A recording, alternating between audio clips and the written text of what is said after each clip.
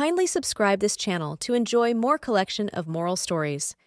ஒரு காலத்தில் மலைகளுக்கு இடையில் அமைந்திருந்த ஒரு மந்திர தோட்டத்தில் மலர்களின் துடிப்பான சமூகம் இருந்தது.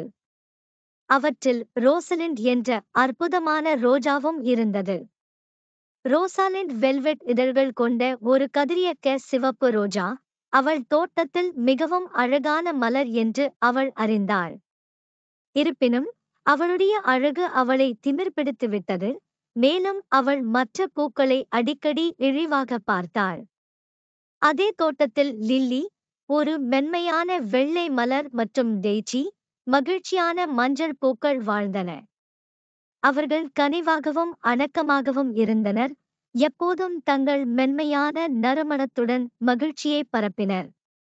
அவர்களின் அழகு இருந்த போதிலும் ரோசாலிண்டின் ஆணவத்தால் அவர்கள் இருந்தனர். ஒரு நாள் ஃப்ளட்டர்பாய் என்ற மந்திர பட்டாம்பூச்சி தோட்டத்திற்கு வந்தது. ஃப்ளட்டர்பாய் பூக்களின் மொழியை பேசும் திறன் பெற்றிருந்தார்.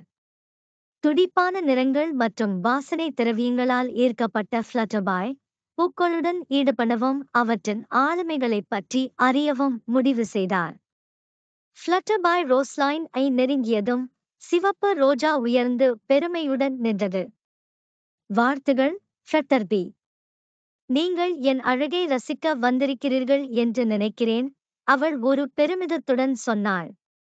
படபடப்புடன், புத்திசாலித்தனமாகவும் உணர்திறன் கொண்டவராகவும். உண்மையில் ரோசாலிண்ட், உங்கள் அழகு மறுக்க முடியாதது, ஆனால் ஒரு பூவில் வெளிப்புற தோற்றத்தை விட அதிகம் இருக்கிறது என்று பதிலளித்தார். ரோசாலிண்ட் ஃப்ளட்டர்பியின் வார்த்தைகளை நிராகரித்தார். அவளுடைய அழகு மட்டுமே முக்கியம் என்று உறுதியாக நம்பினார். ரோசாலிண்டிற்கு மனத்தாழ்மையின் பாடம் கற்பிக்க தோட்டத்தில் ஒரு மாயாஜால போட்டியை ஃப்ளட்டர்பாய் அறிவித்தார். மலர்கள் அவற்றின் தனித்துவமான குணங்களை வெளிப்படுத்த வேண்டும், மேலும் வெற்றியாளர் தோட்டத்தின் மையத்தில் உள்ள மந்திரித்த சூரியகாந்தியிலிருந்து ஒரு சிறப்பு ஆசீர்வாதத்தை பெறுவார். லில்லி மற்றும் டெய்சி வாய்ப்புக்காக உற்சாகமாக தயாராக ஆரம்பித்தனர். அவர்கள் தங்கள் நறுமணங்களை பகிர்ந்து கொண்டனர், தென்றலுடன் நடனமாடினர், மேலும் சூரியனின் கதிர்களுடன் ஒளிந்து விளையாடினர். மறுபுறம் ரோசாலிண்ட் பங்கேற்கும் யோசனையை கேலி செய்தார். நான் ஏன் கவலைப்பட வேண்டும்?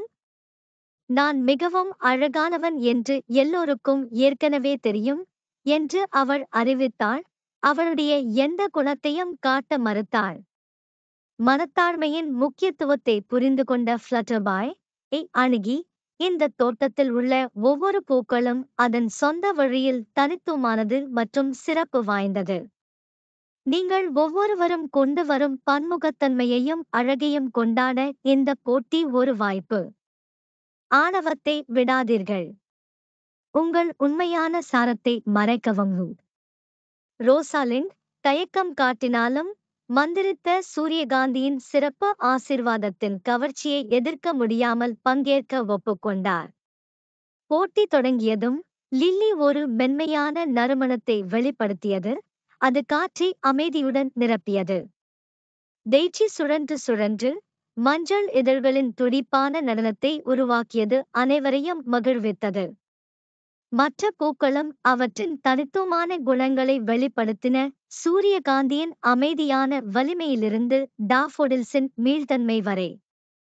இருப்பினும் ரோசாலிண்ட் தனது வெளிப்புற அழகை தாண்டி எதையும் காட்ட தயாராக இல்லை, அங்கேயே நின்றார். மந்திரித்த சூரியகாந்தி தனது முயற்சியின்மையால் ஏமாற்றமடைந்து அதன் சிறப்பு ஆசீர்வாதத்தை தடுத்து நிறுத்தியது.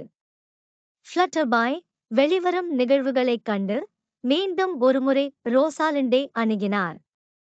உங்கள் அழகு மறுக்க முடியாதது, ரோசாலிண்ட், ஆனால் உண்மையான மகத்துவம் மற்றவர்களின் தனித்துவத்தை பாராட்டி கொண்டாடும் திறனில் உள்ளது. இது மிகவும் அழகாக இருப்பது மட்டுமல்ல, உங்கள் சாரத்தை உலகத்துடன் பகிர்ந்து கொள்வதும் ஆகும். ஃப்ளட்டர்பியின் வார்த்தைகளால் இப்போது தாழ்மையடைந்த ரோசாலிண்ட் தன் வழிகளின் தவறை உணர்ந்தார். அவள் மயங்கிய சூரியகாந்தியை நேர்மையுடன் அணுகி மற்றவர்களின் அழகை பாராட்ட தன் விருப்பத்தை வெளிப்படுத்தினாள். மந்திரித்த சூரியகாந்தி ரோசாலிண்டின் மனமாற்றத்தால் தூண்டப்பட்டு முழு தோட்டத்திற்கும் ஒரு சிறப்பு ஆசீர்வாதத்தை வழங்கியது. ஒவ்வொரு பூவும் அவற்றின் தனிப்பட்ட குணங்களை பூர்த்தி செய்யும் தனித்துவமான பரிசை பெற்றன. ரோசாலிண்ட் இப்போது மிகவும் பணிவாகவும் பாராட்டக்கூடியவராகவும் லில்லி மற்றும் டேச்சியுடன் அருகருகே நின்றார்.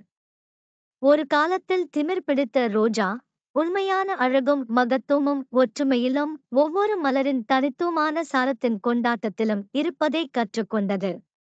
அன்று முதல் மந்திரத் தோட்டம் ஒரு புதிய நல்லிணக்கம் மற்றும் தோழமை உணர்வுடன் மலர்ந்தது.